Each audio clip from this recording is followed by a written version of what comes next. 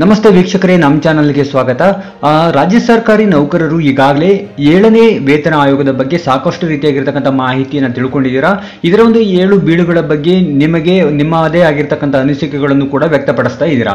So ಹಾಗಾದ್ರೆ ಇಲ್ಲಿ 7ನೇ ವೇತನ ಆಯೋಗದ ಜಾರಿ ಕುರಿತು ಗುರುವಾರ ನಡೆದಿರುವಂತಹ ರಾಜ್ಯ ಸಚಿವ ಸಂಪುಟ ಸಭೆಯಲ್ಲಿ ಯಾವುದೇ ನಿರ್ಣಯವನ್ನ ಇಲ್ಲಿ ಪ್ರಕಟ ಮಾಡಿಲ್ಲವಾದರೂ ಈ ಒಂದು ವಿಚಾರ ಆ ಒಂದು ಸಂದರ್ಭದಲ್ಲಿ ಒಂದು ಮಾಹಿತಿ ಇಲ್ಲಿ ಹೇಳಿದ್ರು ಅಂತಾನೆ ಹೇಳ್ಬೋದು. ಇಲ್ಲಿ ಒಂದು ಸುಳಿದಾಡಿ ಹೋಗಿದ್ದು ಸರ್ಕಾರಿ ನೌಕರರಿಗೆ ಮತ್ತೆ ಒಂದು ನಿರಾಸೆಯಾಗಿದೆ ಅಂತಾನೆ ಹೇಳ್ಬೋದು.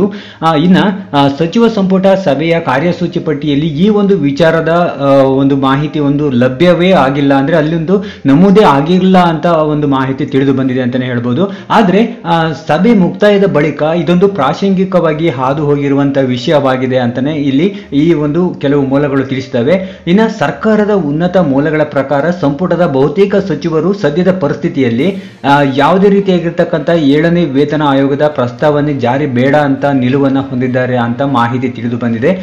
ಇನ್ನ ಇಲ್ಲಿ ಏನಂತಂದ್ರೆ ಕೆಲವು ಏನು ಗ್ಯಾರಂಟಿ ಭಾರದಲ್ಲಿ ನಲಗುತ್ತಿರುವಂತಹ ಈ ಸರ್ಕಾರದ ಸದ್ಯದ ಪರಿಸ್ಥಿತಿಯಲ್ಲಿ ಇಷ್ಟೊಂದು ವೆಚ್ಚ ಭರಿಸುವಂತ ಸಾಮರ್ಥ್ಯವು ಇಲ್ಲ ಅಂತ ಕೆಲವೊಂದಿಷ್ಟು ಜನ ವ್ಯಕ್ತಪಡಿಸಿದ್ರೆ, ಇನ್ನೊಂದಿಷ್ಟು ಜನ ಏನ್ ಹೇಳ್ತಾರೆ ಅಂದ್ರೆ ಬಜೆಟ್ ನಲ್ಲಿ ಏನು ಈಗಾಗಲೇ ಗುರಿ ನೀಡಿದಷ್ಟು ರಾಜಸ್ವ ಸಂಗ್ರಹ ಮಾಡುವುದಕ್ಕೆ ಸಮಸ್ಯೆ ಆಗುತ್ತಿದೆ ಅನ್ನುವಂಥದ್ರ ಬಗ್ಗೆನೂ ಕೂಡ ಉಲ್ಲೇಖ ಮಾಡಲಾಗಿದೆ. ಹೀಗಾಗಿ ಸರ್ಕಾರಕ್ಕೆ 7ನೇ ವೇತನ ಆಯೋಗ ಜಾರಿ ವಿಚಾರದಲ್ಲಿ ಪ್ರಜ್ಞಾಪೂರ್ವಕ ಮೌನವನ್ನ ತಾಳದೆ ಅಂತಾನೆ ಹೇಳಲಾಗ್ತಾ ಇದೆ. ಅಲ್ಲದೆ ಲೋಕಸಭಾ ಚುನಾವಣೆಯಲ್ಲಿ ಏನು ರಾಜ್ಯ ಸರ್ಕಾರಿ ನೌಕರರು ಕಾಂಗ್ರೆಸ್ ಪರ ನಿಂತಿಲ್ಲ ಎಂಬ ಭಾವನೆಯೂ ಕೂಡ ಸರ್ಕಾರಕ್ಕಿದೆ ಎಂದು ಹೇಳಲಾಗ್ತಾ ಇದೆ. ಹೌದು ಸ್ನೇಹಿತರೆ, ಇದು ಯಾವ ರೀತಿ ಅಂತ ಒಂದೂ ಅರ್ಥ ಆಗ್ತಾ ಇಲ್ಲ. ಈ ರೀತಿಯಾಗಿರ್ತಕ್ಕಂಥ ಒಂದು ಮನೋಭಾವವನ್ನು ಇಲ್ಲಿ ವ್ಯಕ್ತಪಡಿಸಿದ್ದಾರೆ. ಈಗಾಗಲೇ 7ನೇ ವೇತನ ಆಯೋಗದ ಕುರಿತು ಸಾಕಷ್ಟು ವಿಡಿಯೋಗಳನ್ನು ಕೂಡ ಮಾಡಿದೀವಿ. ಅದಕ್ಕೆ ರಾಜ್ಯ ಸರ್ಕಾರಿ ನೌಕರರು ಕೆಲವೊಂದಿಷ್ಟು ಜನ ಒಂದು ಕಮೆಂಟ್ ಮಾಡಿದ್ದಾರೆ. ಅದರ ಬಗ್ಗೆ ನೋಡ್ತಾ ಇರಬಹುದು. CS ಷಡಾಕ್ಷರಿ ರಾಜ್ಯ ಅಧ್ಯಕ್ಷರು, ಕರ್ನಾಟಕ ರಾಜ್ಯ ಸರ್ಕಾರಿ ಸಂಘ, ಇವರನ್ನ ಅಧ್ಯಕ್ಷ ಸ್ಥಾನದಿಂದ ಕಿತ್ತು ಹಾಕಿ ಮುಷ್ಕರವನ್ನ ಕೈಗೊಳ್ಳಬೇಕು, ಮುಷ್ಕರಕ್ಕೆ ಕರೆ ನೀಡಿ ಅನ್ನುವಂಥದ್ರ ಬಗ್ಗೆ ಕೆಲವರು ಹೇಳಿದ್ರೆ, ಈಗಲೂ ಅನುಷ್ಠಾನ ಮಾಡಲ್ಲ, ಸರ್ಕಾರಿ ನೌಕರರಿಗೆ ಮುಷ್ಕರ ಮಾಡುವಂತ ಧೈರ್ಯ ಇಲ್ಲ, ಕನಿಷ್ಠ ಪಕ್ಷ ಈ ಉಪಚುನಾವಣೆಯ ಮುನ್ನ ಅನುಷ್ಠಾನ ಮಾಡದಿದ್ದರೆ ಎಲ್ಲ ಸರ್ಕಾರಿ ನೌಕರರು, ನಿವೃತ್ತ ಕುಟುಂಬದ ಸದಸ್ಯರು ನೋಟಾಗೆ ಮತ ನೀಡುತ್ತೀವಿ ಅಂತ ಪುಕ್ಕಲುಗಳಿಗೆ ಅದು ಹೇಳಲು ಸಾಧ್ಯವಿಲ್ಲ, ಧೈರ್ಯ ಇಲ್ಲ ಅಂತ ಸರ್ಕಾರಕ್ಕೆ ಒಂದು ಹೇಳ್ತಾ ಇದ್ದಾರೆ.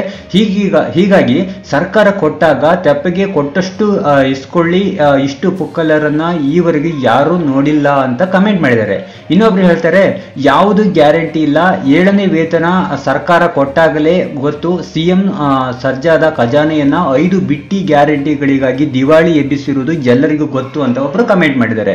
ಇನ್ನ ಕೇಳಿ ಸಾಕಾಗಿದೆ, ಇವರು ಜಾರಿಗೆ ತರುವುದರಲ್ಲಿ ಸುಮಾರು ನೌಕರರು ನಿವೃತ್ತಿ ಹೊಂದಿ ಸ್ವರ್ಗಕ್ಕೆ ಹೋಗಿರ್ತಾರೆ, ತಾಳ್ಮೆಗೂ ಒಂದು ಮಿತಿ ಇರುತ್ತೆ, ನೌಕರರ ಕುಟುಂಬದವರ ಅಳಲು ಹಿಡಿ ಶಾಪ ತಟ್ಟದೆ ಇರದು ಅಂತ ಕೆಲವರು ಕಮೆಂಟ್ ಮಾಡಿದ್ದಾರೆ.